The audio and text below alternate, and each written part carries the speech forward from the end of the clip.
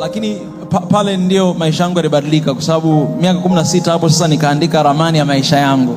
Nakumbuka niliandika vision yangu mpaka siku nitakapokuwa niko tayari kufa. Wow.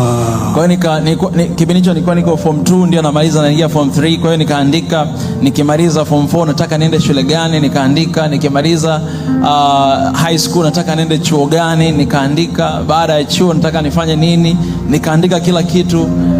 Wakati na miaka 16 ndio nikaandika hadi maono sasa baadaye ya uongozi, na nikaandika alafu nikaandika kwamba okay, nikishafika miaka hii nitakuwa niko tayari kufanyaje, kupumzika, nitakuwa nimeshamaliza kusudi. Kwa hiyo nikachukua yale maono nikampelekea mzee.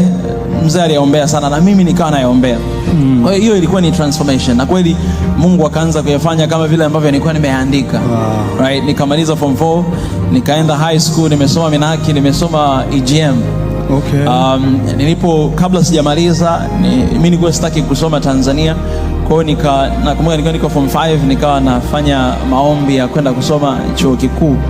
Na kwa chuo ambacho mimi nilienda, Mungu alinipa neema, sababu alikuwa anahitajika watu wawili tu Tanzania kupata ile nafasi, na wengi walifanya, lakini nakumbuka ni kwa maombi.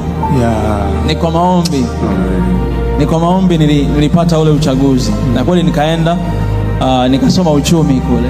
Nasoma uchumi miaka 4, mwaka mmoja nasoma lugha, alafu miaka 4 nasoma uchumi. Lakini long story short ni kwamba historia yangu ya maisha nikitazama ninaiona neema ya Mungu. Kwa sababu mimi ni mtu ambaye nilikuwa nimetaka kuwa msanii wa Bongo Flava. Hayo ndio ilikuwa ni maono yangu. Lakini overnight maisha yangu yakabadilika na mindset ikabadilika.